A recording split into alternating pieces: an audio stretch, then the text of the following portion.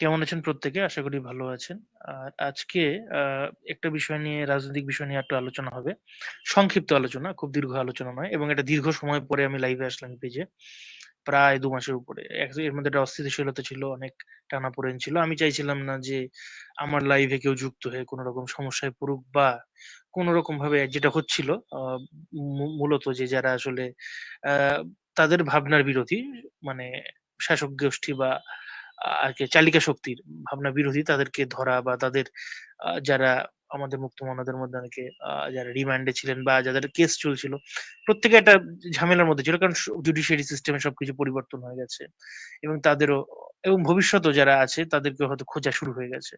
তো এইজন্য আমি চাইছিলাম না যে এর মধ্যে কেউ লাইভ করুক। আমি সবাইকে সাজেস্ট করছিলাম যে এই অস্থিতিশীলতার মধ্যে যদি না দেশের বাইরে থেকে লাইভ করুক বা কেউ কারো লাইভে যুক্ত হোক, মূল পরিচয় হোক বা অন্য পরিচয় হোক, এটা একটা সমস্যার সৃষ্টি করতে পারে। তো যাই হোক এটা গেল একটা দিক। আর আসলে আজকে বুঝতেই পারছেন কি নিয়ে বিষয় নিয়ে আলোচনা আজকে হবে। আজকে এই আলোচনা হবে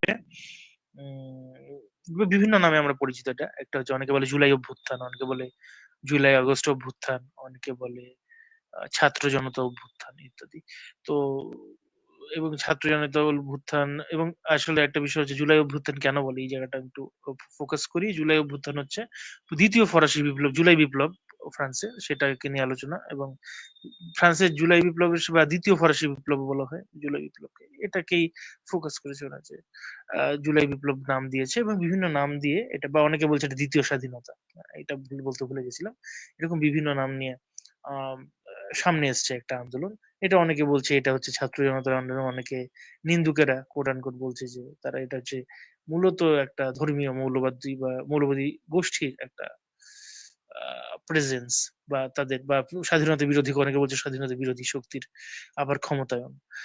তো যাই হোক আমার সাথে আছে আজকে আ জন এমডি কুমার। আমি জন ভাই অনেক পরিচিত একজন ব্যক্তি এই প্ল্যাটফর্মে। অনেক ধন্যবাদ। আমি জন ভাইকে টেক্সট করেছিলাম। জন ভাই আসতে সম্মত হয়েছে। অনেক ধন্যবাদ আপনাকে জন ভাই। আশা করি আপনি ভালো আছেন।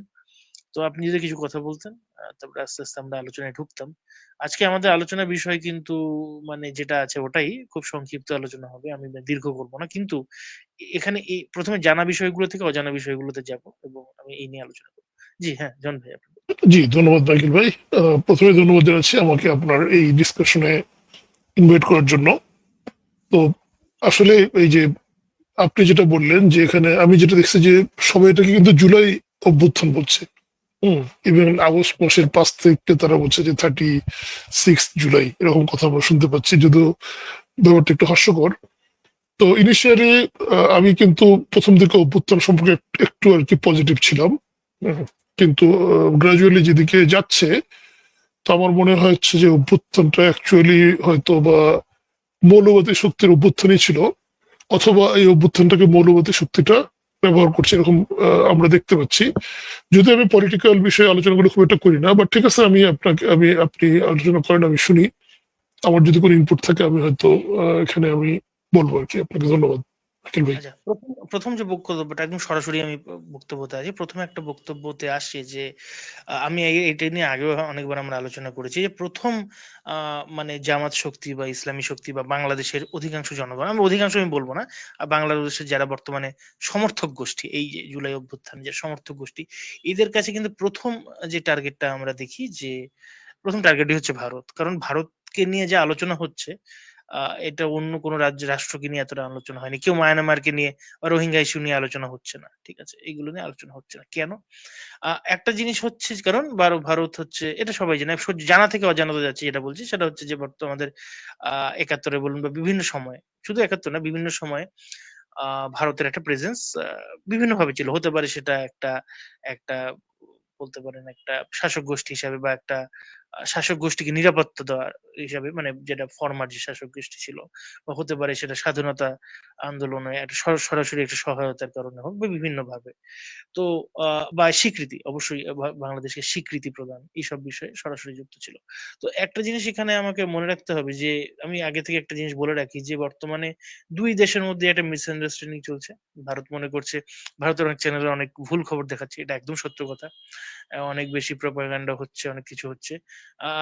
কারণ ভারত দীর্ঘদিন এরকমভাবে দেখেনি, অবশ্যই দেখেছিল, কিন্তু দীর্ঘদিন একটা একটা অন্য সরকার ক্ষমতায় আছে এবং ভারতে সে মানে বিরোধিতা করছে, এটা একটা সমস্যার সম্মুখীন। কারণ ভারত এটা এক্সপেক্ট করেনি, এবং এই বর্ডারটা অনেক বেশি কম উত্তেজনাপূর্ণ একটা অঞ্চল ছিল। এবার আস্তে আস্তে এটা ভবিষ্যতে কি হয় সেটা দেখার বিষয়। অপরদিকে বাংলাদেশের ক্ষেত্রে এটা বিষয়, কারণ বাংলাদেশ সদ্য সদ্য একটি কোট আনকোট ছাত্র জনতা অভ্যুত্থান হয়েছে, এবং ছাত্র জনতা অভ্যুত্থানের ক্ষেত্রে বাংলাদেশ যে ভয়টি পাচ্ছে, যেটা প্রথম থেকেই পাচ্ছে, সেটা হচ্ছে ভারত কোনোভাবে ইন্টারফেয়ার করে কিনা। এবং দ্বিতীয় ভয় পাচ্ছে যে, যেহেতু ভারতের সাথে একটা সবচেয়ে বড় বর্ডার ভারতের সাথে, এবং সেখানে যদি কোনোভাবে আহ, মানে একটা রাজনৈতিক হোক, সামাজিক হোক, যেভাবে একটা বয়কটের যদি শিকার হয়ে যায়, তাহলে অবশ্যই বিশাল একটা অংশ লস হবে, এবং এটাও এক্সিস্টেন্স নিয়ে একটা সমস্যা দেখা দেবে। এবং এছাড়া আহ, তাদের যে মানে একটা এজেন্ডা আছে যে বর্তমান শাসক গোষ্ঠী, সেটা সম্পূর্ণ হবে কিনা, যেমন পাকিস্তানের সাথে সখ্যতা, যেটা এখন পরিষ্কার বোঝা যাচ্ছে। এগুলো কোনো দ্বিরুক্তি নেই, এগুলো সবাই এখন দেখতে পাচ্ছে। এগুলো আগে অনেক কনফিউশন ছিল, এই জন্য আমি এগুলো একবার বলে দিলাম। কিন্তু যে জিনিসটাতে আমরা ফোকাস করছি না সেটা হচ্ছে যে প্রশ্নটা প্রতিটা লাইভে অনেকে বলে থাকে। প্রতিটা লাইভে আমি দেখি, প্রতিটা লাইভে বলছে যে ভারত কেন ইন্টারফেয়ার করছে, ভারত সরাসরি কেন ইন্টারফেয়ার করছে। এই প্রশ্নটি কিন্তু আপনি দেখবেন প্রত্যেকের কাছে আছে, প্রত্যেকে এই প্রশ্নটা করবেন যে ভারত তো নিজেকে নিয়ে ভাবতে পারে। আমরা একটা স্বাধীন দেশ, ভারত একটি স্বাধীন দেশ। ভারত সরাসরি আমাদের এই বিষয়ে কেন কথা বলছে, দাদাগিরি করছে বা ইত্যাদি বিভিন্ন রকম, বা তারা এসে। আচ্ছা, এখানে একটা জিনিস বলে রাখা ভালো এখানে, যে আহ বাঙালি যে হিন্দু জনগোষ্ঠী, এটা হচ্ছে মোস্ট প্রসিকিউটেড। অনেকটা ইহুদি, আমি একজনের আলোচনা শুনতাম, সে বাঙালি হিন্দুদের কথা একবার তুলেছিল যে মোস্ট প্রসিকিউটেড মানে রিপিটেটিভলি প্রসিকিউশন হয়েছে, একবার নয়, দুবার নয়, রিপিটেটিভলি প্রসিকিউশন হয়েছে। কিভাবে প্রসিকিউশন হচ্ছে, আপনি যদি খুব মন দিয়ে দেখে থাকেন, আপনি যদি মাইনরিটি ওয়াচে দেখেন বা বিভিন্ন জায়গায় দেখে থাকেন, আপনি দেখবেন যে আহ আহ হ্যাঁ, আপনি দেখতে দেখতে যাবেন যে এই জনজাতি গোষ্ঠীটি, মানে আমি বলতে চাচ্ছি যে এই জাতিগোষ্ঠীটি, যে কোনো পার্টি যখনই আসছে না কেন, যে কোনো পার্টি যখনই আপনার সাথে কোনো রকম ভাবে আলোচনা বা কোনো মানে ভাবনা চিন্তার মধ্যে এসছে, সঙ্গে সঙ্গে তাদের উপর একটা আক্রমণ হচ্ছে। যেমন হতে হতে পারে সেটা হচ্ছে সরকার পরিবর্তন, হতে পারে একজন মুক্তিযুদ্ধ বিরোধী জামাত শিবিরের কারো একজনের সাথে খুব একজনের ফাঁসি হতে পারে সেটা যে একটা ফেসবুকের গুজব। সর্বক্ষেত্রে অবশ্যই আমি বলছি না যে বৌদ্ধ এবং খ্রিস্টানদের মধ্যে হয়নি, ঘরে আগুন দেওয়া হয়নি, এগুলো আমি বলছি না। আমি বলছি সবচেয়ে বেশি প্রসিকিউশন, সব ইজি টার্গেট। মানে যে কখনো কোনো কিছু হলেই তাকেই টার্গেট করা হচ্ছে। আপনি জানেন এটা বারবার হয়েছে, এটা 1947 হয়েছে, 1950 হচ্ছে, 1964 হয়েছে। হ্যাঁ, তারপর হচ্ছে ওই যে হজরত বাল মসজিদ কাশ্মীরে, যেটার সাথে কোনো সম্পর্ক নেই, 1963 হয়েছে। এবং তারপরে তো এই রিসেন্ট ইয়ার্স এর মধ্যে তো বারবার হয়েছে। ঠিক আছে, রিসেন্ট ইয়ার্স এর মধ্যে আপনি ধরতে পারেন, যদি ধরেন যে বিএনপি ওই 2001 ধরুন, 2008 ধরুন, আরো আরো এই ধরুন 2013 ধরুন, হ্যাঁ, এরকম এরকম এই সময়গুলোতে রিপিটেটিভ তাদের উপর আক্রমণ, এবং আরো আরো এগুলো বিচ্ছিন্নতা আরো সেরে দিন, ওগুলো আমি আর বললাম না, কারণ ওগুলো অত ওয়েল ডকুমেন্টেড নয়। আহ, তার মানে হয়নি এটা বলছি না, হয়েছে। কিন্তু যেটা বিষয় হচ্ছে, এখন আমি একটা জিনিস লক্ষ্য করছি যে এই প্রশ্নটা যেহেতু আসছে যে ভারত কেন বলছে না, এবার আমি এখানে একটা যুক্তি দিই। এখানে কিন্তু অনেকে বলছে, অনেকে, এবং এইটার উত্তর দেওয়ার মতো আমি কাউকে দেখলাম না, বা কাউকে হয়তো ডাকেও না সেই হিসাবে, কারণ তারা একটা যায় যেটা একটা স্ট্রম্যান ফেলাচ্ছে, মানে আমি যেটা বলে যাবো একপাক্ষিক, এবং মানুষেরা শুনবে। এখানে আমার একটা প্রশ্ন হচ্ছে, এখন যদি বিষয়টা এরকম দাঁড়ায় যে বাংলাদেশের রোহিঙ্গা একটা বড় জনগোষ্ঠী থাকে, তারা প্রসিকিউটেড, তাদের ভূখণ্ড থেকে তাড়িয়ে দেওয়া হয়েছে, তাদেরকে মারা হয়েছে, বা হয়তো রেপ করা হয়েছে, যা তাদের ভাষ্য মতে। তারা এসছে এবং বিভিন্ন জায়গায় ছড়িয়ে পড়ছে, ভারতের বিভিন্ন জায়গায় তারা বসবাস শুরু করেছে। এবার যদি রোহিঙ্গা আপনাকে এই কথাটি বলে থাকে, যে রোহিঙ্গা না, মায়ানমার সরকারকে যদি আপনি কিছু বলেন যে রোহিঙ্গাদের বিষয়ে, মায়ানমার সরকার যদি আপনাকে বলে থাকে যে রোহিঙ্গা বিষয়টা আমার আভ্যন্তরীণ বিষয়, আপনি কেন বলছেন, আপনাকে আরাকানে আপনাদের কোন অঞ্চলে রোহিঙ্গা থাকে, বা আর রোহিঙ্গা তো আমাদের এখানকার বিষয়, এবং রাজনৈতিক নিয়ে এটা নিয়ে তো সমস্যা চলছে, আপনারা কেন এর মধ্যে ইন্টারফেয়ার করছেন, আপনি কি বলবেন? খুব স্বাভাবিক, আপনি বলবেন যে আমার বাসার মধ্যে রোহিঙ্গারা এসে বসে আছে, আপনার প্রসিকিউশন করছেন যতবার, ততবার আসছে আমাদের এই জনজাতি বা জনগোষ্ঠীর উপর চাপ প্রয়োগ করছে, আমাদেরকে তাদেরকে মেনটেন করতে হচ্ছে। এবার ভারতের প্রসিকিউশনের পর যারা বাঙালি হিন্দু, তার প্রসিকিউশনের পর কোথায় যায়? অবশ্যই ভারতেই যায়, সবচেয়ে ইজি মানে ওয়ে টু গো, মানে একদম সরাসরি চলে যেতে হবে বর্ডার সবচেয়ে কাছে। তো তারা যখন রিপিটেটিভলি যাচ্ছে, 47 যাচ্ছে, হ্যাঁ, ৭১ যাচ্ছে, তারপর ৬৪ তে যাচ্ছে, বারবার যখন যাচ্ছে, তখন তারা এই জায়গাটা বলার জায়গাটা রাখে। আমি জন ভাই আপনি যদি একটু বলতেন এই বিষয়টা। যদি আপনি এক হন তাহলে বলবেন, যদি না হন তাহলে আপনি বলবেন। বলবেন যে না জি, এটা ভুল আছে। জি, এখানে মাইকেল ভাই আপনি একটা সুন্দর পয়েন্ট তুলছেন। এখানে এই যে আমরা যে বারবার বলি যে ভারত কেন আমাদের বেশি ইন্টারফেয়ার করবে, তো ভারতের কিন্তু যে সমস্যাটা, তারা যে সমস্যাটা ভোগে সেটা হচ্ছে যে আপনি যদি একদম প্রথম থেকে ভারতীয় টিভি চ্যানেলগুলো দেখেন একদম ডে ওয়ান থেকে, হুম, তখন কিন্তু বাংলাদেশের এই যে জুলাই বিপ্লবে আমরা প্রথম কি দেখলাম, জুলাই বিপ্লবের পরে আমরা প্রথম যেটা দেখলাম সেটা হচ্ছে যে ভাস্কর্য ভাঙ্গা, তারপরে শেখ মুজিবের ভাস্কর্য ভাঙ্গা, বিভিন্ন ধরনের শিল্প সাহিত্য কেন্দ্রে আগুন দেওয়া, যেখান থেকে কিন্তু এটা স্পষ্ট যে একটা মৌলবাদী শক্তির উত্থান ঘটছে। এবং হিস্টোরিক্যালি এই মৌলবাদী শক্তির উত্থানের সাথে কিন্তু ওই জঙ্গিবাদটা যুক্ত থাকে, যেটা কিন্তু ভারতের জন্য একটা অত্যন্ত ভয়ের ব্যাপার। এবং দেখবেন যে ভারত কিন্তু এই ধরনের আক্রমণকে সবসময় ভয় থাকে, যার জন্য কিন্তু ভারত বাংলাদেশের উপরে কিন্তু ফ্রম দ্য ডে ওয়ান একটা ক্লোজ আই রাখছে যে কি হচ্ছে, how the things are progressing. তো এই জন্য কিন্তু আপনি ভারতকে দোষ দিতে পারবেন না, এটা কিন্তু তাদের সিকিউরিটির জন্য অত্যন্ত ইম্পর্টেন্ট। তারা কিন্তু দেখতে চাচ্ছে বাংলাদেশে কিরকম মনোবাদী শক্তি উত্থান হয় কিনা বা কোন পর্যায়ে যাচ্ছে। আর সেকেন্ডলি এই যে হিন্দু জনগোষ্ঠী, আমি সরাসরি বললাম, আপনি যদি বলতে চাচ্ছেন না, তারা যে ডে ওয়ান থেকে প্রসিকিউটেড হচ্ছে বাংলাদেশে এবং এখনো প্রতিদিন হচ্ছে, আমরা যতই অস্বীকার করি আমরা কিন্তু প্রতিদিনই দেখছি যে এই ঘটনাটা ঘটছে। এবং আহ, তারা ভারতের উপর যে চাপটা ফেলছে, এই চাপটা কিন্তু নট লেস। হ্যাঁ, এটা এমনও হয়, আপনি যদি খেয়াল করে থাকেন যে 2001-এ যে ঘটনাটা ঘটছিল, যেখানে প্রচুর আপনার বাংলাদেশি হিন্দু সম্প্রদায়ের লোকজন যখন ইন্ডিয়া গেল, তখন কিন্তু তাদের একটা প্রদেশে ইভেন খাদ্য ঘাটতি পর্যন্ত হয়ে গেছে, যেটা তাদের অন্যান্য প্রদেশ থেকে এনে মেকআপ দিতে হয়েছে, এরকম পর্যন্ত সমস্যা কিন্তু ঘটছে। এবং ভারতও কিন্তু একটা মানে এমন না যে ভারত খুবই অর্থনৈতিকভাবে সচ্ছল এবং অত্যন্ত রিচ দেশ, তা কিন্তু না। ওদের কিন্তু পার ক্যাপিটা ইনকাম আমাদের মতোই। কাজে এরকম একটা দেশে একটা সাডেন একটা জনগোষ্ঠীর চাপ, এটা কিন্তু অবশ্যই একটা কঠিন চাপ। এবং এটা তাদেরকে অ্যাবজর্ব করতে হয়। এবং আপনি সুন্দর একটা এক্সাম্পল দিলেন যে বাংলাদেশে রোহিঙ্গারা যে চাপটা দিচ্ছে, তো রোহিঙ্গাদেরকে কিন্তু আমরা দেখেন আমরা রোহিঙ্গাদেরকে কিভাবে ট্রিট করি, আমরা তাদেরকে একটা আইল্যান্ডের ভিতরে ফেলে রাখছি, তাদেরকে কিন্তু আমরা আমাদের মূল জনগোষ্ঠীর ভিতরে ঢুকতে দিচ্ছি না। হ্যাঁ, তারা ওখানেই থাকে, ওই অতটুকু জায়গার ভিতরে তারা তাদের পপুলেশন ইনক্রিজ করছে বা কিরকম মানবিক অবস্থায় আছে।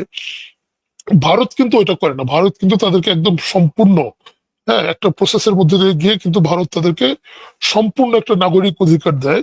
তার মানে ভারতের যে রিসোর্স আছে সেই রিসোর্স গুলোর উপরেও কিন্তু ওই ওই যে বাংলাদেশ থেকে এক্সপেল যে জনগোষ্ঠী, তারা কিন্তু একটা আহ, চাপ সৃষ্টি করতেছে বা একটা ওই রিসোর্স গুলো কিন্তু ইউজ করতেছে, তারা ভারতের বিভিন্ন জব করতেছে, ভারতে ধরেন একটা ল্যান্ড নিয়ে তারা থাকছে, এই ঘটনাগুলো কিন্তু ঘটছে। কাজেই আমরা যদি বলি যে আমাদের এখানে আমরা হিন্দুদেরকে যা ইচ্ছা তাই করবো, আশেপাশে কোনো দেশ কিছুই বলবে না, এটা আসলে একটা এক ধরনের স্টুপিড হয়ে যাচ্ছে। হ্যাঁ, মাইকেল ভাই আপনি কন্টিনিউ করেন। আমি হ্যাঁ, আই এগ্রি উইথ ইউ ফুলি। হ্যাঁ। আচ্ছা, আরেকটা বিষয় যেটা হচ্ছে সেটা হচ্ছে হিন্দুত্ব। এবার হিন্দুদের কথা তো হলোই, এবার হিন্দুত্ব এবং এবং ইসলামের একটা সেক্ট বা হানাফি, বা আপনি বলতে পারেন হানাফিজম বা আহলাতে সুন্নাতুল জামাত, যে একটা নাম দিতে পারেন সেটাকে, যেটাতে আপনার উপমহাদেশীয় যে ইসলামিক যে এ, মানে মানে কি জুরিসপ্রুডেন্স বা উপমহাদেশীয় ইসলামিক যে স্কুল অফ থটস এর মধ্যে আপনি একটা জিনিস লক্ষ্য করবেন যে বর্তমানে যেটা হচ্ছে সেটা হচ্ছে যে আহ, হিন্দুরা শেখ হাসিনা চলে যাওয়ার জন্য যে অনেকে মনে করেন যে হিন্দুত্ববাদী বা রাইট উইং হিন্দুরা খুশি নন, এইটা একটা ভুল কথা। এটা আমি একটু ভাঙি এই বিষয়টা। কেন খুশি নয়? অনেকে ভাববে কি বলছেন আপনি, খুশি নয় যে সবচেয়ে তো খুশি, কারণ তার সেই সময় তো সেফ ছিল বা সেই সময় শেখ হাসিনা মানে পূর্ববর্তী প্রধানমন্ত্রী থাকাকালীন তো সবচেয়ে ভালো থাকার কথা। তো হিন্দুত্ববাদীরা এত চড়ছে কেন বা হিন্দুত্ববাদীরা এত আনন্দ পাচ্ছে কেন? সরি, চলে যায়। আচ্ছা, বিষয় হচ্ছে আমি আমি আলোচনা করেই বলছি, মানে আমি অনেকের সাথে আলোচনা ডিসকাশনস গুলো করেছি এজ মানে বিভিন্ন ভাবে ভেগ ধরে। ভেগ ধরে কথাটা বললাম এই জন্যই যাতে আপনি সঠিক তথ্যটা তাহলে পাবেন। যে বিষয়টা এখানে হয়ে থাকে সেটা হচ্ছে যে তারা দুটো জিনিস খুব ভালো পয়েন্ট আউট করেছে। সেটা হচ্ছে আপনি দেখবেন যে অনেক ইসলামিক গোষ্ঠী আছে যারা ভারতে আন্দোলন করছে এর বিরুদ্ধে, যে এখানকার ঝামেলাগুলো বন্ধ হোক বা ইত্যাদি। হ্যাঁ, অবশ্যই তাদের উপর একটা সংখ্যালঘু হিসাবে তাদের উপর একটা চাপ থাকে, কিন্তু অন্য একটা বিষয় ওর মধ্যে আছে। আচ্ছা, প্রথম হচ্ছে যে দুটো জিনিস হিন্দুত্ববাদীরা খুব দারুণ ভাবে নিয়েছে।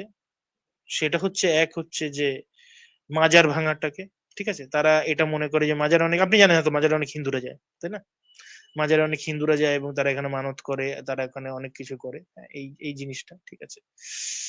এবং এই মাজার ভাঙাটা কিন্তু তারা খুব পজিটিভলি নিয়েছে, যাতে মাজার ভেঙে গেলে কি সেখানে কোনো হিন্দু যেতে পারবে না। মাজার যদি পুরোপুরি বন্ধ হয়, হিন্দুরা টোটালি ডিটাচড হয়ে গেল, কারণ মাজার একটা ধরুন ফিউশন হচ্ছে, বিভিন্ন লোক যাচ্ছে, তারা জেনে না জেনে বা কুসংস্কারে বসে যাচ্ছে, মোট কথা হিন্দু মুসলিম সবাই। এবং যে কোনো মাজারে এরকম দেখাই যায়, কারণ তখন মানুষ যখন বিপদে পড়ে তখন দেখে না যে কার কাছে যাচ্ছে কি যাচ্ছে। তো সেই হিসেবে তাদের এই বিষয়টা কিন্তু তারা খুব পজিটিভলি নিয়েছে। দ্বিতীয় বিষয় হচ্ছে শেখ হাসিনা থাকাকালীন যে ঝামেলাটা হচ্ছিল সেটা হচ্ছে যে অত্যাচার হচ্ছে হিন্দুদের উপর, অবশ্যই হয়েছে, ভয়ঙ্কর হয়েছে, কিন্তু যে জিনিসটা তো হচ্ছিল যে যেহেতু সেকুলার একটা গভর্নমেন্ট, মানুষ সরাসরি কোনোভাবে অ্যাকিউজ করতে পারছে না লোকটাকে। সে বললো এই তো সেকুলার, সবাইকে সমান অধিকার, কিন্তু তারই পার্টির লোক ভূমিদস্যু হিসেবে অন্যের জমি টেনে নিচ্ছে, ঠিক আছে। তো এরকম একটা অবস্থান থাকাকালীন বা ভারতীয় হিন্দুরা কিন্তু এইভাবে আশফল, এবং আপনি দেখবেন যে এই জাতীয় বর্তমানে যে টাইপের খবর বা খবরাখবর বা উত্তেজক খবর আমি বলবো সেই হিসাবে, টেম্পটিং সমস্ত খবরাখবর আপনি দুই দেশের নিউজ চ্যানেলে দেখছেন, এরকম কিন্তু এর আগে কখনো হয়নি, আমি দেখিনি, অন্তত আমার আমার জীবদ্দশায় আমি দেখিনি। তো সেই জন্য একটা জিনিস এখানে মনে রাখতে হবে যে এই টাইপের খবর যে ধরুন হয়েছে, তো এই যে সাল্লার ঘটনা হয়েছিল, বা এই যে বা এই যে গদা ইকবালের ঘটনা হয়েছিল, বা মানে বলে শেষ করা যাবে না। তো এইসব ঘটনাগুলো কিন্তু কোনোদিন ভারতীয় মিডিয়া বা পশ্চিম মিডিয়া হয়তো একটা ছোট বাইট দিয়েছে, খুব বড় কোনো কভারেজ পায়নি। কিন্তু এই যে বর্তমানে এই অভ্যুত্থান, ছাত্র জনতা অভ্যুত্থান যতটা কভার পেয়েছে এবং তার আফটার ম্যাথ কি কি হচ্ছে এগুলো কিন্তু সব, এবং তারপরে আবার পুরনো কিছু ঘটনাও তুলে ধরছে তার মধ্যে। তো এইটা কিন্তু খুব পজিটিভলি নিয়েছে, কারণ কারণ এই প্রথমবার আমার মনে হয় বাংলাদেশে হিন্দুরা যে নির্যাতিত, আমি বলছি না 47-71 হয়নি, সেগুলো সময় ওটা ইন্টারন্যাশনাল কভারেজ পেয়েছিল, কিন্তু এই টাইমে 2024-এ দাঁড়িয়ে রয়টার্স থেকে বা বিভিন্ন জায়গা থেকে যে একটা বিশাল কভারেজ পেয়েছে, আমি কিন্তু এটা একটা জিনিস দেখেছি যে বাংলাদেশে যারা যারা ভারত বিরোধিতা করছে তাদের মধ্যে একটা ভয় কাজ করছে যে সংখ্যালঘুদের নিরাপত্তা বিষয়ক আমাদের কাছে কোনো প্রশ্ন আসে কিনা, এবং এই প্রশ্নগুলো আসলে কিন্তু অনেকে এড়িয়ে যাচ্ছে, আপনি যদি এখন দেখে থাকেন। হ্যাঁ, তো আমার মনে হয় যে এই দুটো জিনিস কিন্তু আহ উম উগ্র হিন্দুত্ববাদী বলি বা মানে ডানপন্থী, একদম রাইট, ফার রাইট যারা হিন্দু আছে তারা কিন্তু পজিটিভলি নিয়েছে, যে আমাদের এক্সপোজার হচ্ছে। আগে চিন্ময় দাসকে কেউ চিনতো না, এখন সবাই চিনছে। আগে আগে হিন্দুদের এরকম জোট হয়ে কোনোদিন আপনি লড়াই করতে দেখেননি, আপনি রংপুরে দেখছেন, আপনি চট্টগ্রামে দেখছেন, ইত্যাদি। এই বিষয়টা হলো এটা। আবার ইসলামে যারা হানাফি sister তারা পজিটিভলি, কিন্তু আপনি দেখবেন যে ফুরফুরা শরীফের প্রত্যেকে তারা মিছিল করছে এই এই বাংলাদেশের হাই কমিশনের সামনে এসছে কেন। আপনাকে এই জায়গাটা বুঝতে হবে যে তারাও কিন্তু মানে ওই যে যেটা ঘর পোড়া গরু, হ্যাঁ, সিঁদুরে মেয়ে দেখলে ভয় পায়। তো এই বিষয়টা হচ্ছে অলরেডি কিন্তু বাংলাদেশে একটা ওয়াহাবিজম বা সালাফিজম একটা প্রেজেন্স দেখা যাচ্ছে, তারা মানে বুক ঠুকে বেরিয়ে এসছে, বা জামায়াত ইসলামী। এবং সেখানে কিন্তু মাজার ভাঙা কিন্তু হচ্ছেই, আপনি দেখবেন না কোনো কোনো মাজার পন্থী লোক দাঁড়িয়ে বাধা দিচ্ছে, পাবেন না, আপনি দেখবেন না, ভাঙচুর করে লুটপাট হচ্ছে। তো যদি এখানে মাজার ভাঙা হয়ে থাকে কোনোভাবে, বা এখানে যদি মাজার অবলুপ্তি হতে থাকে, তাহলে আপনার মনে হতে পারবে কাঁটাতার বেরিয়ে ওখানে ফুরফুরা বা আটরশি পাঁচরশি চরমনে যারা যারা আছে, যারা যারা মাজার কেন্দ্রিক যারা আছে, সেগুলো কিন্তু ভাই দাদা হুজুর কেবলা বলুন যায়, তাদের উপরে কিন্তু একটা একটা এর কনসিকুয়েন্স আছে, মানে সেখানে যদি হাত পড়ে যায় তাহলে কিন্তু অনেক। সেজন্য আমি দেখবেন যে এদের একটা সেক্টর কিন্তু এই স্বার্থ নিয়ে লড়ছে, যে এখানে যেন এই প্রবলেমসটা পশ্চিমবঙ্গে বা অন্য কোনো জায়গায়, হতেই পারে সেটা আসামে বা ত্রিপুরাতে প্রবেশ না করে। হ্যাঁ, জন ভাই আপনি যদি বলতেন একটু। জি জি, এটা এটা ঠিক। Indian media plus world media coverage দিচ্ছে। তো আমি বলবো না যে তারা যে কাভারেজ গুলো দিচ্ছে 100% সঠিক। আবার কিন্তু যে জিনিসটা আপনি যেটা বললেন যে এর আগে কিন্তু এই বাংলাদেশের যে মাইনরিটির যে টর্চার, যেটা সিস্টেমেটিক্যালি হয়ে আসছে, আপনি শেখ হাসিনার আমলে বলেন, খালেদা জিয়ার আমলে বলেন, এরশাদের আমলে বলেন, ওয়ার্ল্ড মিডিয়াতে কিন্তু সেটা কোনো কাভারেজ পায় নাই। বাংলাদেশ মিডিয়াতে তো অবশ্যই না। এবার আমরা যেটা দেখেছি যে বাংলাদেশ মিডিয়াতে কোনো কাভারেজ পাচ্ছে না, ঠিক আছে, কিন্তু ওয়ার্ল্ড মিডিয়া কিন্তু সেকে কাভার করছে, কোনো জিনিসই কিন্তু হিডেন থাকছে না। এবং যার জন্য আমার মনে হয় কিন্তু বাংলাদেশের গভর্নমেন্টের উপর একটা চাপ থাকবে, যে তারা মাইনরিটির সুরক্ষা দিতে পারছে না। যে চাপটা এর আগের গভর্নমেন্ট গুলো অতটা ফেস করে নাই, এবং এরা সেটা ফেস করছে, এবং সেম চাপটা কিন্তু ইসলামিস্টদের উপরেও যাবে। যে কারণ এই ওয়ার্ল্ড তো আর আগের মতো নয়, পাকিস্তানের মতো নয় যে আপনি 30 লক্ষ হত্যা করে, হ্যাঁ, আপনি অফিসিয়ালি ফতোয়া দিবেন যে হিন্দু মেয়েরা গনিমতের মাল, তাদেরকে রেপ করা যাবে, হ্যাঁ, তারপরে তার ইচ্ছা মতো টর্চার, সেই সিচুয়েশন কিন্তু 50 বছর পরে এখন কিন্তু সেই সিচুয়েশন নাই। এখন পুরো জিনিসগুলো অল মিডিয়া কভার করে, এবং এগুলোর দেখবেন যে এগুলোর একটা ফার একটা অ্যাকশন কিন্তু হয়। কাজেই হাইড করার কোনো উপায় নাই। আহ, একটু ঘটনা হলে দেখবেন যে এটা ওয়ার্ল্ড মিডিয়াতে চলে আসছে। হ্যাঁ, মাইকেল ভাই। হুম। আচ্ছা, আরেকটা জিনিস এখানে একটু একটু ফোকাস করি, সেটা হচ্ছে এটা যে আহ, এখন কিন্তু একটা জিনিস আমি লক্ষ্য করলাম, দুটো দেশের মধ্যে যে জিনিসটা কমন আমি দেখলাম, আমি এবং এরকম এরকম অবস্থার সাথে আমি কোনোদিন পরিচিত ছিলাম না, যেহেতু আমি ভিভিও নিউজ করে দুটো দেশেরই অবস্থাটা দেখলাম। সেটা হচ্ছে যে নিউজ সেন্সরশিপ। দুটো দেশই কিন্তু নিউজ সেন্সরশিপ শুরু করে দিয়েছে। মানে যারা জানেন না তো জানেন না, শুনে নিন, আর যারা জানেন তো আর এটা ফলো করে দরকার নেই বিষয়টা। সেটা হচ্ছে নিউজ সেন্সরশিপ হচ্ছে, আপনি দেখবেন, আমি একটা বলি যে ধরুন সুনামগঞ্জে ধরুন গন্ডগোল হলো এই কিছুদিন আগে, তাই না? এই দুদিন আগে ওই একটাই ফেসবুক কেন্দ্রিক একটু ব্লাসফেমি একটা কোনো পোস্ট কেন্দ্র করে আক্রমণ এবং আক্রান্ত হলো হিন্দুরা। তো এখানে একটা বিষয় আমি ফোকাস করি, সেটা হচ্ছে এই সুনামগঞ্জের খবরটা কিন্তু ডিটেল কোনো মিডিয়াতে আপনি পাবেন না। হয়তো একটু একটু বাইট দেখতে পারবেন, কিন্তু হালকা। সবচেয়ে বড় করে ফলো করে এটাকে ব্যাখ্যা করেছে বিবিসি। ঠিক আছে? British broadcasting corporation. তো অস্বাভাবিক ওরা করে, ওরা সব, আমি দেখেছি ওরা সবকিছু নিউজ কভার করে। এই পক্ষ ওই পক্ষ ওরা মানে না, আমি দেখেছি এটা। অনেকে বলবে এর দালাল ওদের, না, ওরা আমি সব যে নিউজ পাই সেই নিউজ কভার করে।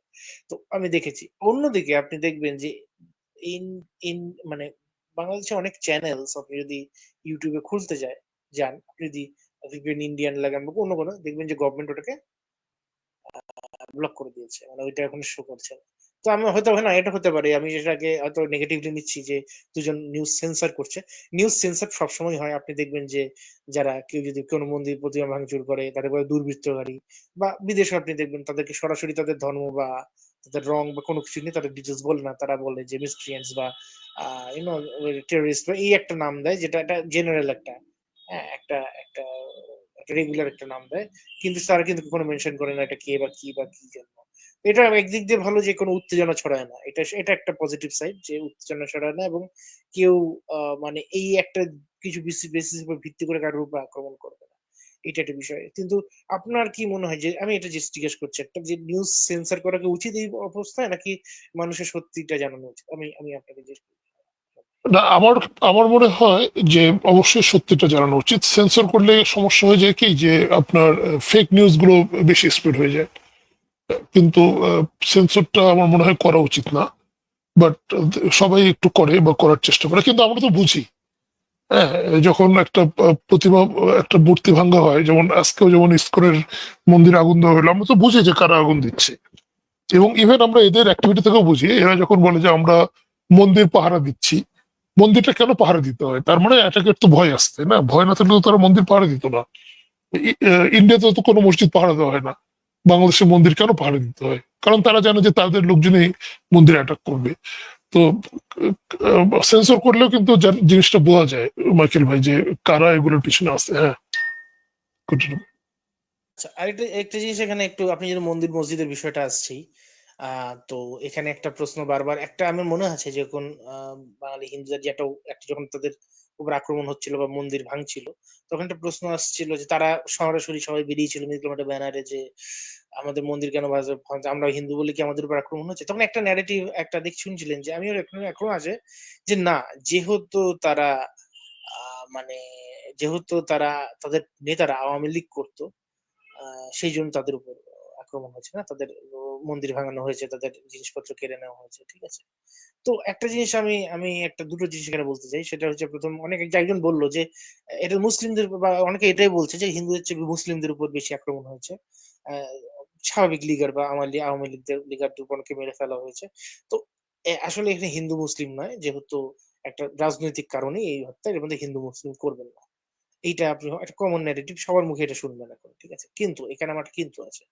সেটা হচ্ছে এইটা যে যদি এইটা সত্য হয়, তাহলে প্রথম মহাপ্রশ্ন হচ্ছে মন্দিরের কি ধর্ম আছে?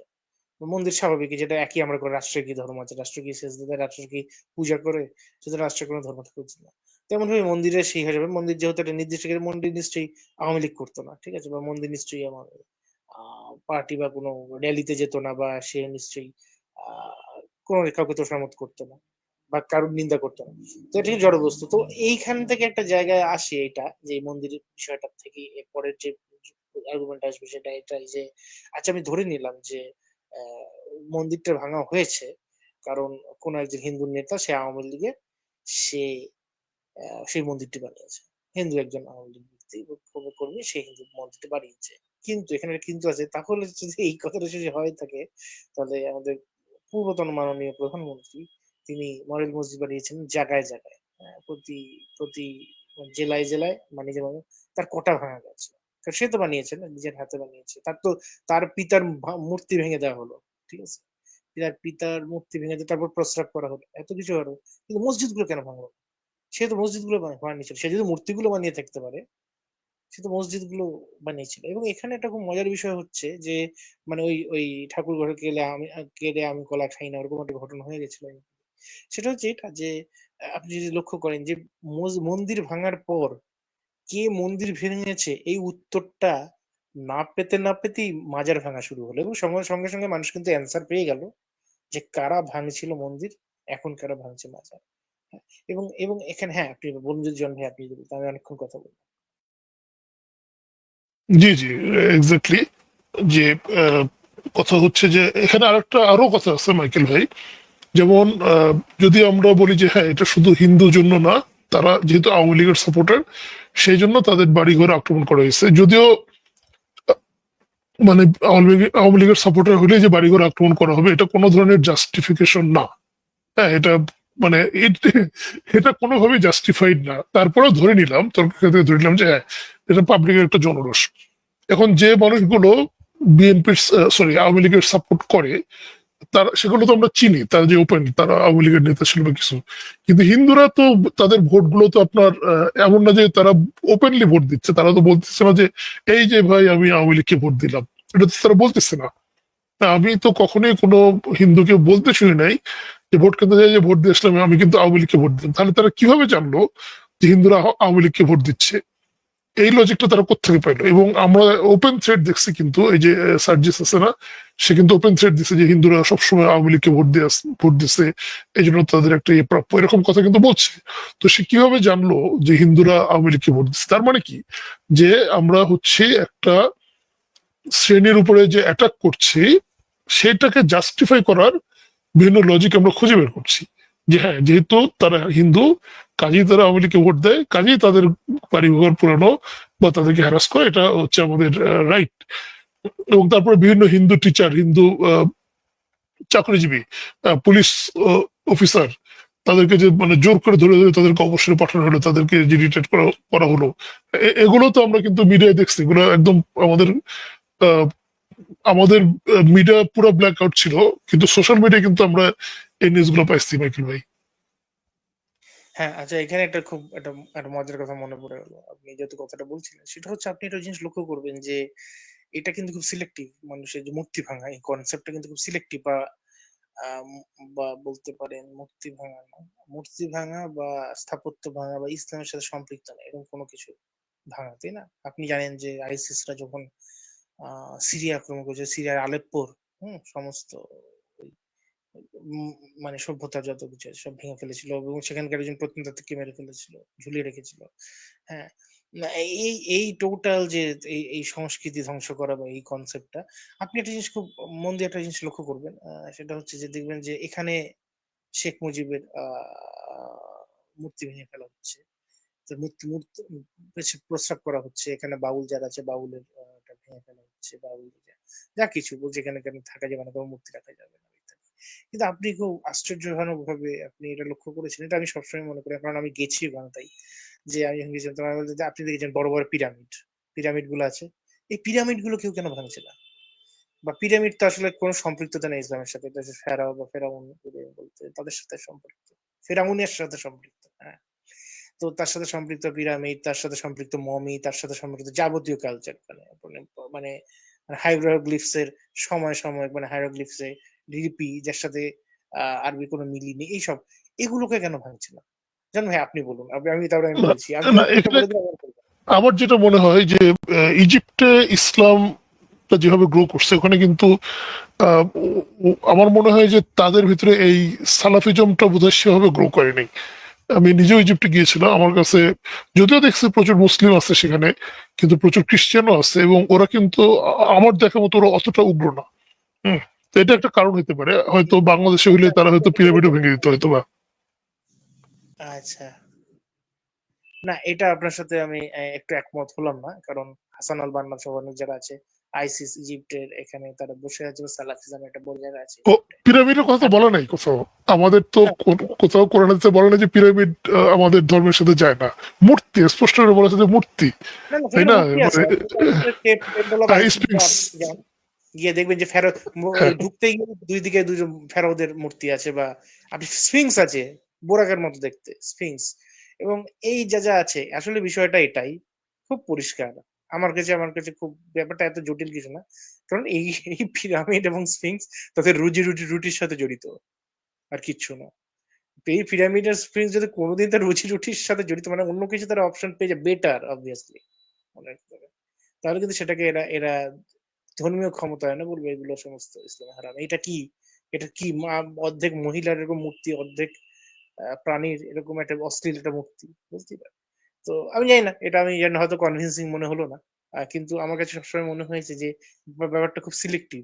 মানে মাজার যারা ভাঙছে তাদের কাছে কিন্তু মাজারের কোনো গুরুত্ব নেই, কিন্তু মাজার যারা বানাচ্ছে তাদের কাছে অবভিয়াসলি প্রফিটেবল। কিন্তু এরকম যদি হতো যে এই লোকগুলো কিন্তু ওখানে মাজার ভেঙে কোনো ওর নিজের একটা ডমিনেন্স সহ বিজনেস একটা মডিউল বানাবে, বুঝতে পারছেন? মানে সেখানে কিন্তু মাজার থাকবে না বলে, কিন্তু সবাই কিন্তু এই কথাটা বলছে যে ওখানে মাজার ভেঙে কিন্তু কেউ চলে আসছে না, সবাই এই কথাটা বলছে মাজার ভেঙে ওখানে একটা মসজিদ বানান।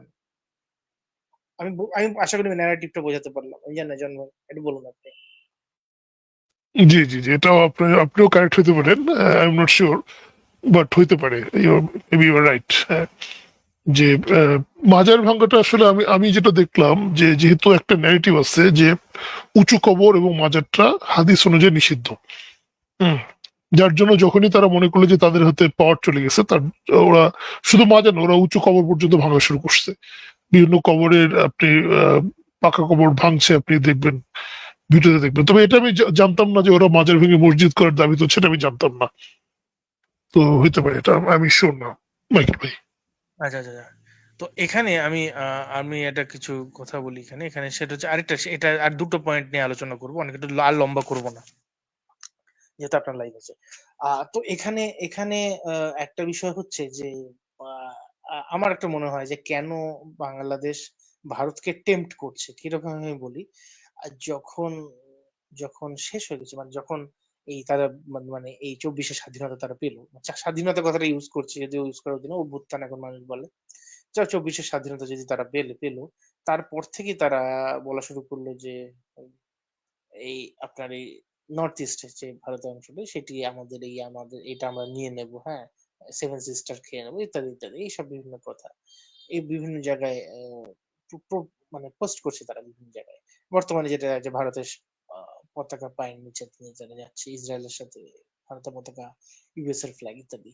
তো এইখানে একটা জিনিস হচ্ছে যে এবার একটা প্রশ্ন আছে যে কেন, এবং অবশ্যই ভারত বিরোধী বিভিন্ন কথা, হ্যাঁ, এবি পার্টি, জামাত শিবির, এরা যারা আছে তাদের বিভিন্ন ভারত বিরোধী বিভিন্ন যত রকম কুৎসিত বা করুণ কথা বা টেম্পটিং কথা, উত্তেজক কথা, এটা কোনো কুৎসিত কথা নয়, উত্তেজক কথা, মানে এটা মানুষ উত্তেজিত হতে পারে, যেসব কথা বলে মানুষকে একটু মানে বশ করা যায়, সবাই এটা বলে থাকে, এইসব কথা শুনলে মানুষ আর হিতাহিত জ্ঞান থাকে না। তো এরকম কথাবার্তা বলে মানুষ একজনকে ইসে করছে, একজনকে কনভিন্স করছে। তো আমার এখানে একটা বড় প্রশ্ন থাকে, প্রশ্নটা হচ্ছে যে এখানে এরকম ভাবে যে আহ, যে এটা কেন করছে? হুম, আচ্ছা, আপনি জন ভাই, আপনি বলবেন নাকি আমি বলবো তাকে?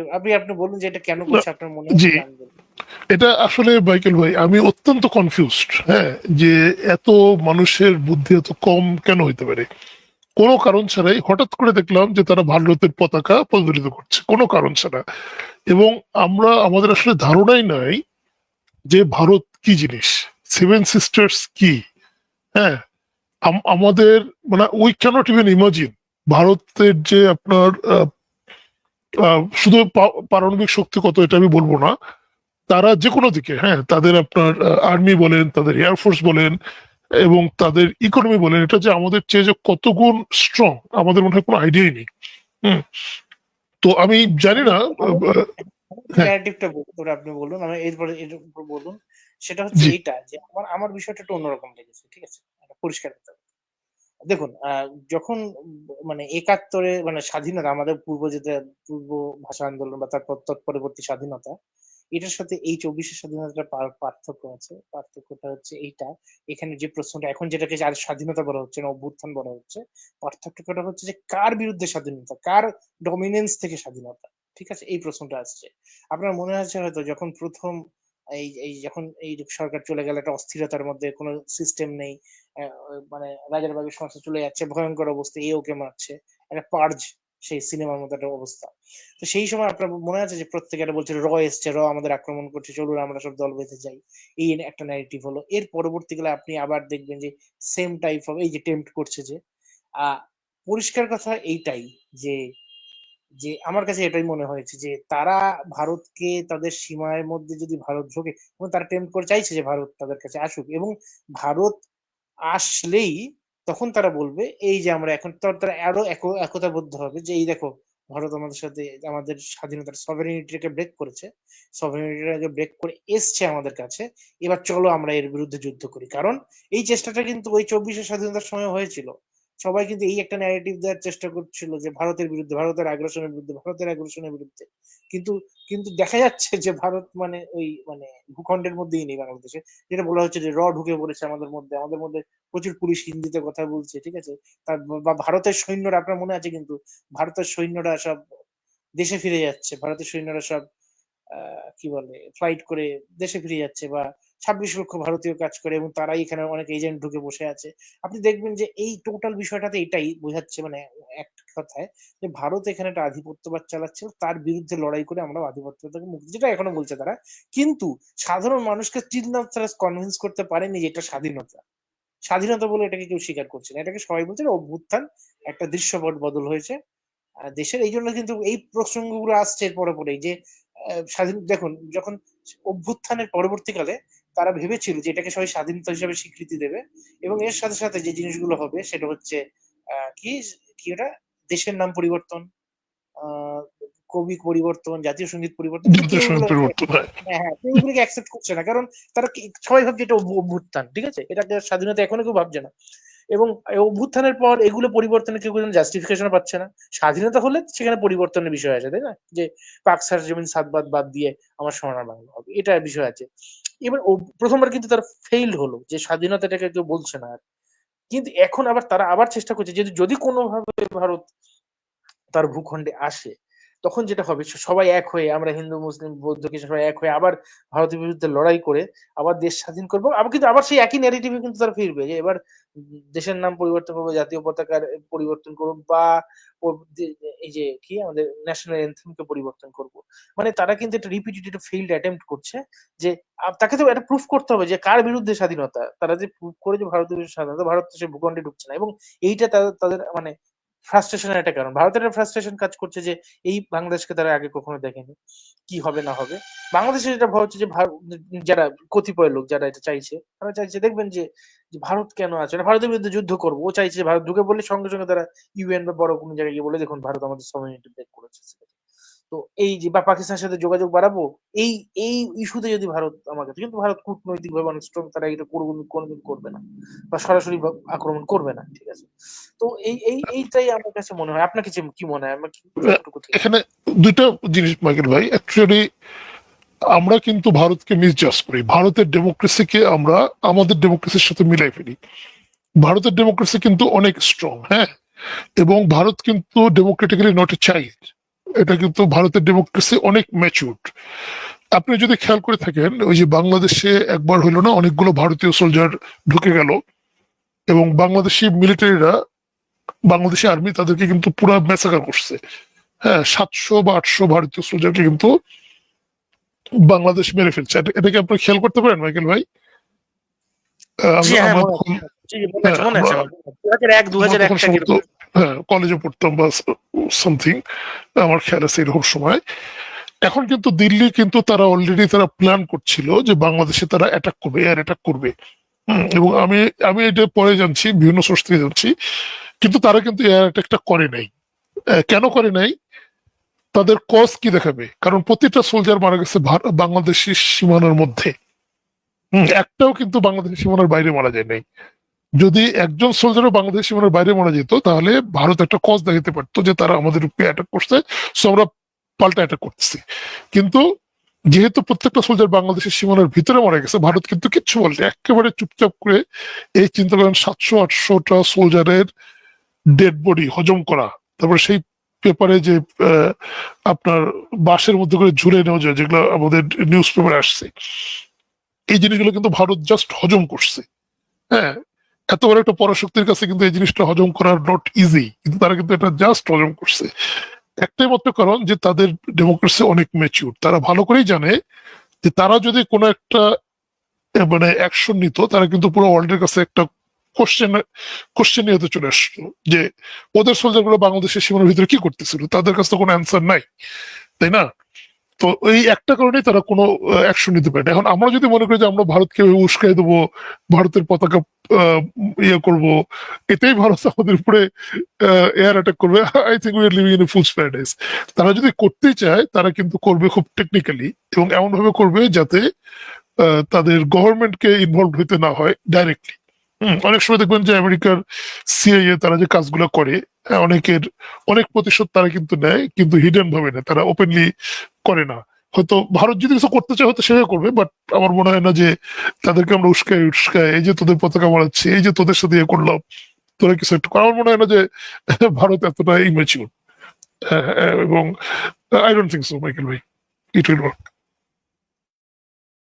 তো এবার আমি একটা বিষয় একটু আলোচনা করি। একটা একটা এতক্ষণ তো আমরা কথা বললাম দুজন। আমি একটা ছোট জিনিস দেখাই, সেটা হচ্ছে যে হলোকস্ট বিষয়ক একটি বিষয়।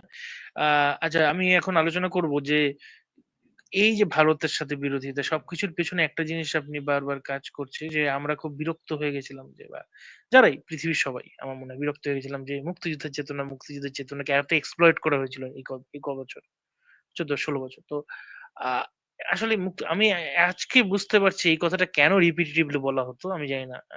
কারণ যে হলোকাস্ট ডিএনআইএল এর মতো মুক্তিযুদ্ধের এই লিবারেশন ওয়ার্ডের ডিনায়াল একটা শক্তি, যারা বলবে যে লিবারেশন ওয়ার হয়নি, এই জায়গাটা আপনি ভাববেন যে এ বাবা, এটা তো ওয়েল ডকুমেন্টেড বিষয়, এই তো কিছুদিন আগে হয়েছে।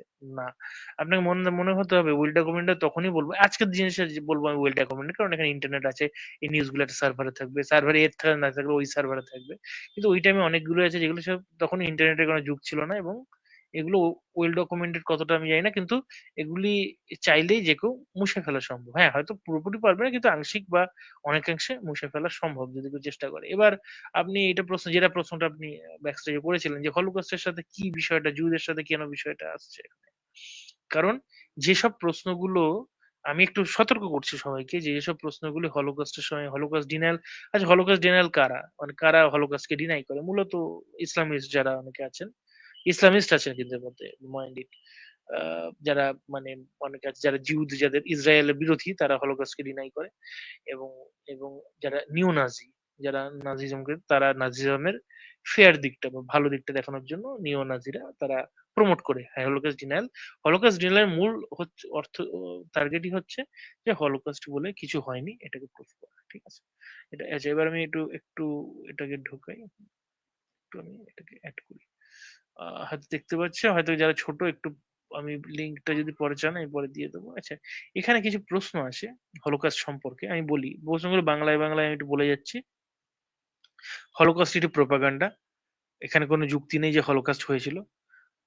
ছয় 6 মিলিয়ন মানে 60 লক্ষ ইহুদি যে জার্মানিতে মারা গেছিল, তাদের ডিউরিং এই যে হলোকাস্টের সময়, এটা গ্রেটলি এক্সাজারেটেড, অতিরঞ্জিত করা হয়েছে। আপনি কিছু মিল পাচ্ছেন ইসে, জন ভাই?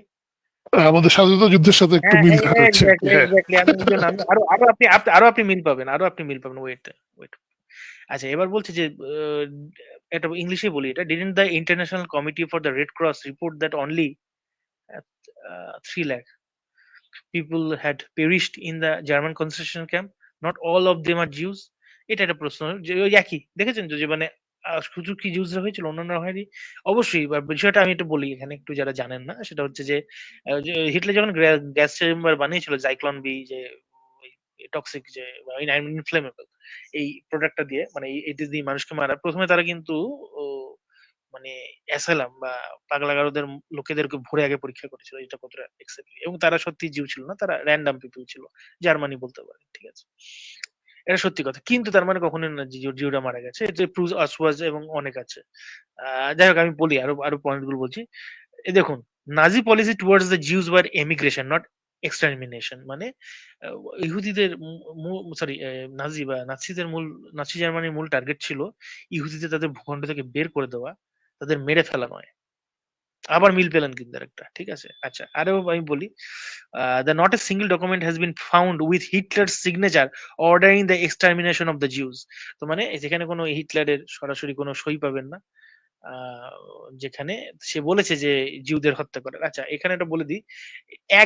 হিটলার কেবলমাত্র সত্যি একবারই সই করেছিল। তারপর দিয়ে কোনো সই তারপরে আর পাওয়া যায়নি। কিন্তু কারণ হিটলার ভয় পাচ্ছিল যে মানবতাবাদী সংগঠনরা তার বিরুদ্ধে কথা বলবে। কিন্তু পরবর্তীকালে বিভিন্ন অটোবায়োগ্রাফি যারা নাজি কনসেনট্রেশন বা এসএস এর সাথে জড়িত তাদের ওখানে লেখা, তাদের যারা আত্মজীবনী হয়েছে বিভিন্ন জায়গায় পাওয়া গেছে যে হিটলারই এটা ফুরারই বলেছিল এবং কথোপকথনের রেকর্ড থেকে বিভিন্ন জায়গায় বোঝা গেছে যে সেই ইনডিরেক্টলি বলছিল সরাসরি নিজের সামনে উপস্থিত না থেকে। এখানে আপনি হয়তো মিল পাবেন যে অনেক রাজাকার বলবে, "আমি তো এটা করিনি। আমি তো এখানে উপস্থিত ছিলাম না। আমার তো কোনো সই নেই। আমার নাম তো এর সাথে ছিলই না। আমি তখন এই বয়স ছিল।" ঠিক আছে? Same to same way. কিন্তু তারা ইনডিরেক্টলি হয়তো এরকমভাবে যুক্ত ছিল। আচ্ছা, এখানে জাইক্লোন বি যে প্রোডাক্টটা সেটা নিয়েও কিছু প্রশ্ন এসেছে যে এটা একটা প্রোডাক্ট যদি এত টক্সিক হয়ে থাকে তাহলে মারা যাওয়ার এত ঘন্টা মানে সঙ্গে, সঙ্গে গ্যাস চেম্বারে মারা যাওয়ার কয়েক মিনিট পরে কি করে বডিগুলোকে বের করা গেল। ঠিক আছে? এবং এটা যদি এত হাইলি ইনফ্লেমেবল হয় তাহলে ভেন্টিলেশন তে বার্স্ট করার কথা। এটার বৈজ্ঞানিক ব্যাখ্যা আছে। এটা আমি অন্যদিন ডিটেইলস আলোচনা করে আমি বলব যে কেন জাইক্লোন বি ফাটবে না ওখানে এবং কেন ওটাতে এই ঝামেলাটা। আচ্ছা, এখানে লাস্ট একটি বিষয় আছে। আমি তাড়াতাড়ি করে নিচ্ছি। অনেক মানে ১ ঘন্টা আমি অনেক সরি আমি অনেক টাইম নিয়ে নিলাম। তাও আমি বলি। এখানে একটা বিষয় এখানে আছে সেটা হচ্ছে এটা যে, 'the diary of Anne Frank is fraud'. আপনি অ্যানা ফ্র্যাঙ্কের ডায়েরি অবশ্যই পড়েছেন বা জানেন এটা খুব পপুলার একটা জি। আ একটা তো এটা সবসময় এইটা কিন্তু খুব কমন একটা আ মানে হলোকস্ট ডিনায়াল দের একটা কমন কথা যে, 'the diary of Anne Frank is fraud because it was written in the ballpoint pen which was not in common use until after her death.' ঠিক আছে? এটা অবশ্যই যে সময় অ্যানা ফ্র্যাঙ্ক লিখেছে, হ্যাঁ? সেই সময়, হ্যাঁ? সেটা হচ্ছে বল পয়েন্ট পেন অত প্রচলিত ছিল না এবং বল পয়েন্ট পেন এভেইলেবিলিটি অত ছিল না। যেটা একদম সত্যি কথা। একটা ইনভেনশন সঙ্গে পাশাপাশি হয়েছিল একদম। এবং এত এভেইলেবিলিটি ছিল না এবং বল পয়েন্ট পেন তার মৃত্যুর পরে প্রচলিত হয়েছিল। তো অ্যানা ফ্র্যাঙ্ক বল পয়েন্ট পেয়েছিল কোথা থেকে এবং এটা মিথ্যা। এটা অন্য কেউ লিখেছে। আচ্ছা এর উত্তরটা আমি একটু দিয়ে দিই। আমি দুটোর উত্তর আমি দিয়ে দিচ্ছি যে এটাই যে অ্যানা ফ্র্যাঙ্ক সত্যিই বল পয়েন্ট পেনে লেখেনি এবং অ্যানা ফ্র্যাঙ্ক মারা যাওয়ার পর তার বাবা এগুলো বল পয়েন্ট পেনে লিখেছিল একটা ডায়েরিটা থেকে। এবার আপনি বলতে পারেন তাহলে কেন অ্যানা ফ্র্যাঙ্কের ডিরেক্ট বইটা দিয়ে দিলেই তো পাবলিশারকে পাবলিশ করে দেয়। বাবা আবার বল পয়েন্ট পেন দিয়ে ওখান থেকে নোটস নিতে গেল কেন? কারণ অ্যানা ফ্র্যাঙ্ক যে ডায়েরিটা লিখেছে তার মধ্যে নিজের ব্যক্তিগত কিছু প্রবলেম ছিল। মানে ব্যক্তিগত বলতে পারিবারিক যে কলহ এইসব। যেগুলো তারা মনে করেছে যেগুলো প্রকাশ করলে বিষয়টি এম্বারাসিং হবে তার পরিবারের পক্ষে। এইজন্য তার বাবা ওই বিষয়গুলো বাদ দিয়ে বল পয়েন্ট মানে অনেক জায়গায় ছিল যে তার পারিবারিক কলহ বা কিন্তু পরবর্তীকালে তার বাবা পুরো বইটাই দিয়ে দেয় এবং ওটাও আবার মানে পুনর্মুদ্রীকরণ হয় যে পুরো যেখানে পুরো ডায়েরিটা আছে। অনেক ক্ষেত্রে আমরা যেগুলো পড়ি মূলত আংশিক ডায়েরিটা। ওই পোরশন গুলো বাদ থাকে যেগুলো তাদের ব্যক্তিগত। কারণ ডায়েরি মানুষের কেবলমাত্র নাজিকে নিয়ে লেখা বা এদেরকে নিয়ে রেখে এরকম তো থাকে না। এটা তার একটা ডায়েরি এমন মানুষ লেখে তার ব্যক্তিগত বিষয় এবং তার অভিজ্ঞতা সহ ব্যক্তিগত অন্যান্য বিষয়। তো যাই হোক এইটা হচ্ছে বল পয়েন্ট পেন এর বিষয়টা আমি সলভ করে দিলাম। তো এই প্রশ্নগুলো এসে আমরা চলে এসেছি শেষের দিকে। আপনার কি মনে হয় যে আ এই প্রশ্নগুলো এই টাইপের যেমন এটা হলোকস্ট ডিনায়াল এইসব প্রশ্নগুলো আমি জানতাম বলে হয়তো আজকে উপস্থাপন করছি। আপনার কি মনে হয় এরকম প্রশ্নগুলো ভবিষ্যতে মুক্তিযুদ্ধ নিয়ে আসতে পারে? এখানে একটা সুন্দর কোশ্চেন করছেন মাইকেল ভাই। অ্যাকচুয়ালি এই প্রশ্নগুলো যে আসতে পারে তা না, এগুলো কিন্তু অলরেডি আমাদেরকে খাওয়ানো হচ্ছে গত 50 বছর ধরে। প্রথমত যে সংখ্যা, তারা বলে যে 30 লক্ষ সংখ্যাটা এটা ঠিক না। এই 30 লক্ষ থেকে কমাতে কমাতে তারা বলে যে কয়েক হাজার, এবং এখন বলছে যে মাত্র 3 লক্ষ। ওটাকে তারা এস্টাবলিশ করার চেষ্টা করতেছে 3 লক্ষ। আচ্ছা, আর একটা মজার ব্যাপার হচ্ছে যে রেপ ভিকটিম, বাংলাদেশের যে রেপ ভিকটিম, এটা কিন্তু ডকুমেন্টেড। হ্যাঁ, ডকুমেন্টেড রেপ ভিকটিম হচ্ছে আপনার 2 লাখ একদম ওয়েল ডকুমেন্টেড, এবং আরো বিভিন্ন ইনফরমেশন থেকে জানা যায় যে এটা 4 লাখের মতো। তো এখানে কিন্তু তারা দেখবো যে হাত দিতে পারে নাই। তারা কিন্তু বলে যে না, এটা নিয়ে তারা খুব একটা বলে না, রেপ ভিকটিম নিয়ে খুব একটা বলে না। কিন্তু যে ডেথ যেটা ওটা নিয়ে তারা এই সংখ্যাটা তারা চেঞ্জ করতে চায়, এবং দেখবেন যে 30 লাখটা কেউই স্বীকার করে না। এবং এটা 50 বছর ধরে হইতে হতে এখন আমি এমনও লোকজনকে শুনছি যে একদম সেকুলার এবং একদম স্বাধীনতার চেতনা বুকে ধারণ করে, তারা বলছে না এটা আসলে কোনো যুদ্ধ নেই, কোথায় 30 লাখ, প্রায় 2-3 লাখ লোক মারা গেছে আর কি, এরকম করে বলে। আচ্ছা, আর একটা জিনিস যেটা বাংলাদেশের স্বাধীনতা যুদ্ধে যে সবচেয়ে বেশি ক্ষতিগ্রস্ত হয়েছে যারা, তারা হচ্ছে যে অমুসলিম জনগোষ্ঠী, বিশেষ করে হিন্দুরা। হুম। এবং এই হিন্দুদেরকে এটা তো বাংলাদেশেরই স্বীকার করে না। এবং আপনি দেখবেন যে বীরশ্রেষ্ঠ খেতাবেও কিন্তু হিন্দুদের কোনো নাম নাই। হ্যাঁ, মানে জগৎজ্যোতি কেউ দাসের নাই। বিষয়টা, হ্যাঁ, জগৎজ্যোতি দাসের বিষয়টা এসেছিল তো, কিন্তু তাকে আবার দেওয়া হ্যাঁ, হয়নি। হ্যাঁ, সেই হ্যাঁ, হিসাবে তারা একটা জিনিস বলি বীরশ্রেষ্ঠ বীরত্ব আমি বলি, সেখানে একটা তারা যুক্তি দেখায় যে জগৎজ্যোতি দাস একজন সিভিলিয়ান ছিল, হ্যাঁ, সেই জন্য তাকে দেওয়া হবে না। দাস পার্টি, আপনি দাস পার্টির নাম হয়তো জানেন, দাস পার্টি ইতিহাস আমি জানেন না, পড়ে নেবেন। মুক্তিযুদ্ধের যদি এর মধ্যে দাস পার্টি ইতিহাস আপনি পড়ে নেবেন, এবং আসলে বলা যায় যে এই যে বীরুত্তম, বীরশ্রেষ্ঠ, এগুলো আসলে সিভিলিয়ান অ্যাওয়ার্ড নয়, এগুলো হচ্ছে আসলে মিলিটারি অ্যাওয়ার্ড। সুতরাং তারা পেয়েছে, মানে যেহেতু আপনি দেখবেন যারা আছে তারা প্রত্যেকেই মিলিটারি কোনো একটা পদ বা সামরিক কোনো পদ পাওয়া করেছে। জি হ্যাঁ, আপনি বলুন। হ্যাঁ, এই যুক্তি তারা জি, দেখিয়েছে। জি বলুন। এই ন্যারেটিভটা দেওয়া হয়। হ্যাঁ, এবং এখান থেকে তারা আবার কনক্লুড করে যে হিন্দুরা বাংলাদেশের স্বাধীনতা যুদ্ধে সেভাবে পার্টিসিপেট করে নাই, এরকম একটা হ্যাঁ, কনক্লুশন এক্স্যাক্টলি, তারা এখান পালিয়ে থেকে। গেছিল, তারা ভারতে পালিয়ে গেছিল। হ্যাঁ। হ্যাঁ, ভারতে পরে পালিয়ে গেছিল, কোনো পার্টিসিপেশন করে, এরকম একটা ন্যারেটিভ আনা হয়। কিন্তু আপনি যদি দেখবেন যে বাংলাদেশে সবচেয়ে বেশি ক্ষতিগ্রস্ত হয়েছে হিন্দু জনগোষ্ঠী, তাদের একদিনে কিন্তু 40,000 50,000 করে হত্যা করা হয়েছে, এরকম রেকর্ড কিন্তু আছে। পুরা ট্রেনে সবগুলো বলছে তোমাদের কারাখানে নিয়ে যাবো, প্রত্যেককে হত্যা করেছে, এরকম রেকর্ড আছে, যেগুলো বাংলাদেশেরাই স্বীকার করে না। তো আলটিমেটলি এই যে আপনি হলোকস্টের সাথে এই যে তুলনা করলেন, একটা জিনিস কিন্তু আমরা এগুলো দেখতে পাচ্ছি যে হলোকস্টের যে জিউদের কথা, বাংলাদেশে কিন্তু ওই হিন্দুদের কথাটা একেবারেই কিন্তু চেপে যাওয়া হয়। হুম। তারপরেও এখন যে আস্তে আস্তে যেভাবে প্রোগ্রেশন চলছে, এবং আপনি দেখবেন যে সকল স্বাধীনতা 2.0 পরে কিন্তু মুক্তিযুদ্ধ রিলেটেড যত স্কাল্পচার ছিল সব কিন্তু ধ্বংস করে দেওয়া হলো। মুক্তিযুদ্ধের প্রতি তাদের এত রাগ কেন? হ্যাঁ, আহ, এখান থেকে কিন্তু আমরা বুঝতে পারি যে এই যে একটা টেন্ডেন্সি চলে আসছে অনেকদিন ধরে, যে বাংলাদেশের মুক্তিযুদ্ধের ইতিহাসটা ভুলাই দিতে হবে এবং এই মুক্তিযুদ্ধের চেতনা রাখা যাবে না। তো তারই কিন্তু একটা প্রতিফলন আমরা দেখতে পাচ্ছি, এবং হলোকস্টের সাথে এটা আমার মনে হয় আপনি মিলটা অনেকটাই করছেন, এবং এই কোশ্চেন গুলো এখন কিন্তু আসতেছে, যেগুলো এক্সাজারেটেড, এত লোক মারা যায় নাই, হ্যাঁ, এরকম কোনো প্রমাণ নাই, এরকম কথা কিন্তু তারা বলতেছে। এবং আর একটা বলছে যে ইন্ডিয়া হচ্ছে এখানে, দুইটা দেশ একসাথে থাকলে ইন্ডিয়ার সমস্যা হয়, যার জন্য ইন্ডিয়া এখানে এটা করছে, এরকম কথাবার্তা আমরা কিন্তু শুনি। তো এটা বাকি আমার মনে হয় ইউ হিট দ্য বুলসাই। আচ্ছা, থ্যাংক ইউ। আচ্ছা, এই আজকে লাইভটা এটুকুই। অনেক ধন্যবাদ। জন ভাই একটা লাইভ আছে, এক জায়গায় চলছে। জন ভাই আপনার পেজে থাকলে, আমার পেজে থাকলে আপনি লিঙ্ক দিতেই পারেন। কোনো অসুবিধা নেই। কিন্তু বিষয়টা হচ্ছে এখানে এটাই যে একটু সময় নিলাম জন ভাই আপনার অনেক। কিন্তু অনেক ধন্যবাদ, আপনি এসেছিলেন, এবং আমি চাইছিলাম যে অন্তত কেউ উপস্থিত থাকলে বিষয়টা আমি ন্যারেট করতে পারবো, বা তার একটা মতামত, কারণ মতামতটা গুরুত্বপূর্ণ। আমি একটা বলে গেলাম আর আপনার শুনে গেলেন, ওরকম বিষয়টা অবশ্যই পরবর্তীকালে সবাই দেখবে বা শুনবে। অনেক ধন্যবাদ জন ভাই আপনাকে আমার লাইভে আসার জন্য। ভালো থাকবেন, সুস্থ থাকবেন, আর আপনার যা শুনবেন ভবিষ্যতে ভালো থাকবেন। জি মাইকেল ভাই, আপনাকে ধন্যবাদ। এবং আমার লাইফটা আমি একটু টাইম চেঞ্জ করে দিয়েছি, এটা আমি 8:30 বসছি, তো আপনি যদি ফ্রি থাকেন হয়তো আসতে পারেন। আচ্ছা, অবশ্যই আমি হুম, আসবো, অবশ্যই। অনেক আচ্ছা, ধন্যবাদ। ঠিক আছে, অনেক ধন্যবাদ আপনাকে।